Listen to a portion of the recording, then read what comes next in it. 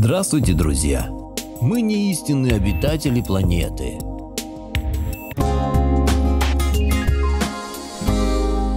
Благодарю всех, кто подписался на мой канал и смотрит мои видео. Ссылка на статью в описании. Автор статьи Николай Непомнящий. Следы эти должны быть хорошо заметны на полях, засеянных злаками, да и в прочих местах культурного землепользования. Поэтому в случае обнаружения концентрических кругов или иных странных фигур на поверхности почвы с полиганием трав или бизонных необходимо фиксировать самым неукоснительным образом, во всех подробностях, включая фотографирование с аэроплана, и отчеты передавать мне для дальнейшего анализа. Этот отрывок из письма, датированного августом 1927 года, приводит в своем очерке петербуржец Соломон Наферт. Автор письма – известный геолог, с дореволюционных времен член-корреспондент ряда иностранных академий наук, профессор Михаил Буранчук. Человек, которому предполагалось поручить руководство научным обеспечением одного из крупнейших проектов того времени – создания московского метрополитена. Но профессор не только не проникся великой идеей, не испытал благодарности за оказанное доверие, но напротив всячески стремился дело это застопорить, а лучше бы и вовсе отменить.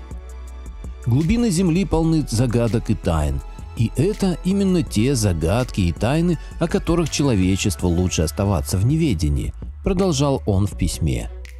Озаглавленное «Истины обитателей Земли» оно было разослано профессором в самые разные инстанции, в партийные органы, в редакции академических журналов, в центральные газеты, в дирекции зоопарков, в обсерватории, в передовые сельхозкоммуны.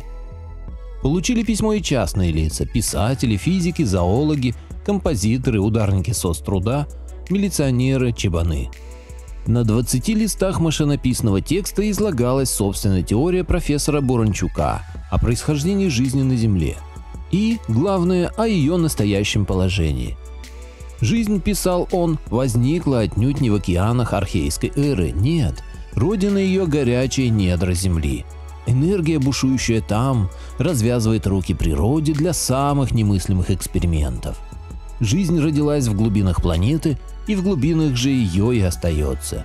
Здесь, на поверхности, лишь прихожая, или лучше сказать выселки, отчаянное захолустье, царство теней, а настоящая жизнь кипит там, внизу, кипит и в буквальном, и в переносном смысле. Венцом эволюции, если эволюция вообще имеет место в реальности, а не в воображении господина Дарвина, является не человек, не млекопитающее, даже не белковые существа вообще. Там, в глубинах Земли, в океанах магмы, превосходящих поверхностные океанишки объемами в 1000 раз, а энергией в миллиарды, задолго до возникновения жалких амеб появились иные создания. Роль углерода в структуре молекул создания недр играют кремний и германий. Температуры, при которых царь природы мгновенно бы испепелился и испарился, для существ магматических океанов одновременно и комфортная среда, и источник энергии, необходимый для их существования. Жители поверхности своим бытием прямо или опосредованно обязаны Солнцу, крохи энергии которого достаются нашей планете. Подумать только, температура в самых горячих местах поверхности Земли не достигает и 100 градусов. Даже 50 – редкость, событие отклонения от нормы. Там же в магматических морях и океанах к услугам жизни сотни, тысячи градусов. Подземные существа обладают силой, которую и представить-то трудно. Десятки, а может и сотни вагонов взрывчатки – вот мощь, которую может потратить при необходимости магматическое существо глубины. Поначалу академические журналы почтительно возражали профессору. Во-первых, никаких следов магматической жизни нет, а следовательно нет и материалистической основы для гипотезы. Во-вторых, при высоких температурах, колоссальном давлении и плотности окружающего вещества ничто не может ни зародиться, ни уцелеть. Профессор Буранчук обрушился на оппонентов. Это рассуждения водомера, которые скользят по поверхности пруда и считают, что поверхность одна и пригодна для жизни. Действительно, как можно жить под водой, если плотность ее в 1000 раз больше плотности воздуха? Как можно в ней двигаться, если вязкость воды несопоставимо выше вязкости воздуха, а давление На глубине в версту оно плющит жалкие подводные суденышки, которые человек в невежестве и гордыне посылает вниз. Водомерка же версту и представить не может. Бегает по поверхности в счастливом неведении, пока пескарь или карась не оборвут ее водомерочью жизнь. Раскройте глаза и посмотрите внимательнее на скальные породы, которые в процессе дыхания Земли за миллиарды лет поднялись с недостижимых глубин на поверхность и застыли. Вы увидите следы существ, стоит лишь снять шоры с глаз и с разума. Этих существ можно обнаружить и в активном состоянии. Порой они поднимаются к поверхности Земли и даже летают по воздуху. Возможно, подобное явление как-то связано с их жизненным циклом. Муравей всю жизнь ползает или сидит под землей, а брачный ритуал происходит в полете. Черепаха годами плавает по океану, но яйца откладывает на суше. Вот и магматические чудовища периодически всплывают и плавают в атмосфере. Разумеется, никаких ходов в земле за собой они не оставляют, как не оставляют ходов плавающие в воде рыбы. Лишь легкое волнение, круги по воде, рябь – вот что мы способны увидеть. И если магматическое существо всплывет посреди пшеничного поля, весьма вероятно, что стебли пшеницы от сотрясения и действия температуры изменят свой вид, по полю расплывутся круги. Хотя магматические существа и принимают меры предосторожности, разумеется, не из жалости к жителям поверхности, а просто чтобы не расходовать драгоценную энергию в бедной ею атмосфере. Они используют особые коконы, как мы надеваем шубы, шапки и валенки на морозе. И если кто видел летающие светящиеся объекты, а в полях находил круги повалившейся пшеницы, то тем самым подтверждает положение моей теории. Но что будет, если магматическое существо пересечет линию подземки?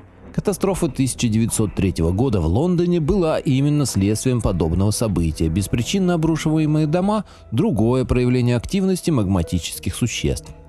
По счастью, все же, повинуясь инстинкту или разуму, городам они предпочитают открытые пространства полей. Судьба профессора была решена. Письма дояркам и милиционерам достигли цели. Переутомление, приведшее к помешательству, решили компетентные органы. Профессора отстранили от работы и спровадили на пенсию, перестав воспринимать всерьез. Не исключено, что Буранчук только этого и хотел. Бывают времена, когда дурачком быть много выгоднее, чем умником. Шахтинское дело, процесс над промпартией, массовое разоблачение массовых вредителей тому иллюстрация. А строительство метрополитена шло очень и очень сложно. Постоянно срывались сроки, росла сметная стоимость работ, происходили самые странные аварии. Но профессор преспокойно жил на пенсию, ночами спал, а днями бродил по Москве, заговаривая с незнакомыми на самые безобидные темы. Впрочем, вскоре в целях экономии, а может быть и по иным причинам, он переехал из столицы в провинциальный город Ливны к сестре, где сразу стал местной достопримечательностью, сумасшедшим академиком. Провинция имеет склонность к преувеличениям. Тактика быть на виду, но чтобы всерьез не воспринимали, выполнялась блестяще. Затем последовал переезд в место еще более захолустное – сельцо Костенки Воронежской губернии. Новые письма профессора, правда писал он их отныне пером и отправлял значительно меньшему количеству адресатов, касались теперь человечества. И оно, по мнению Буранчука, вышло из-под земли, как и другие ее обитатели.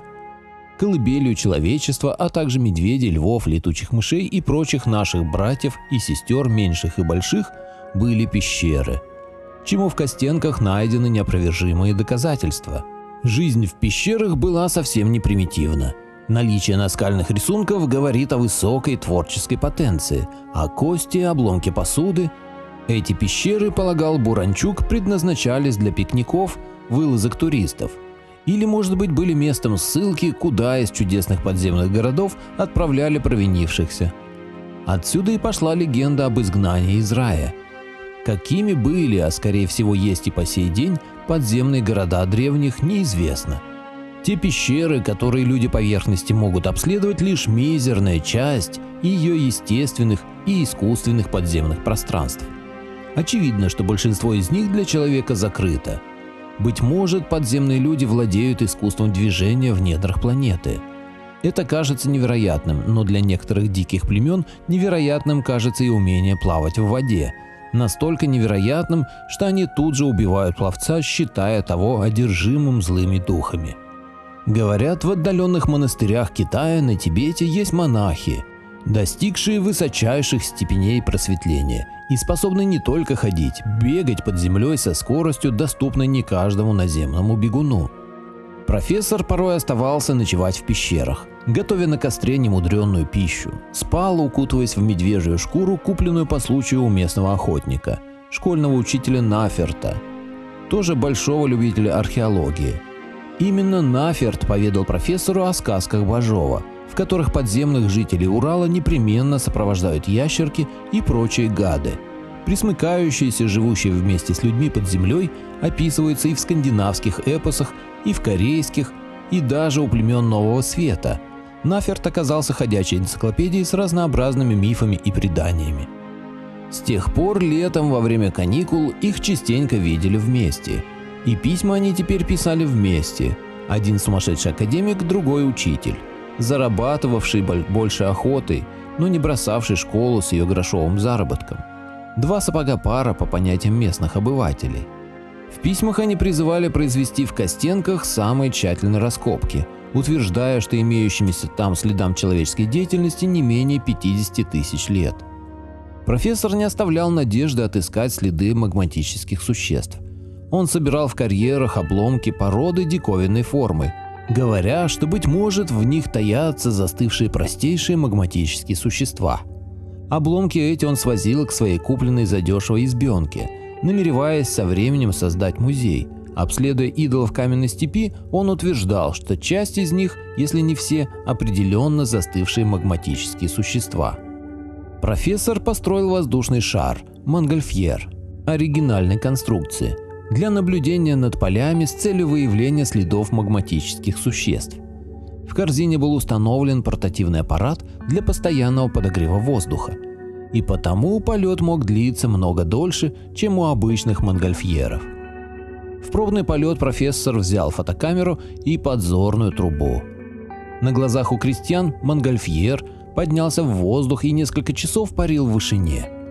Но по приземлении профессору было очень строго внушено, что без разрешения летать не может даже сумасшедший, а шар вместе с фотоаппаратом и зрительной трубою конфисковали. Правда, профессор, сбросивший отснятые пластины заранее на особом парашюте в ударопрочном контейнере, сумел позднее найти их, проявить и, по его словам, совершенно определенно обнаружить следы всплытия магматических существ. Последний раз профессора Буранчука видели вместе с учителем Нафертом. Они оба спустились в пещеру под названием Белое Сияние, одну из недавно открытых в Дивногорье. Когда 2 дня спустя они не вернулись, на поиски послали отряд спасателей, прибывших специальным поездом из Москвы. Профессора искали с особым рвением, потому что своим крамольным полетом на шаре он привлек к себе пристальное внимание органов, отвечающих за безопасность государства.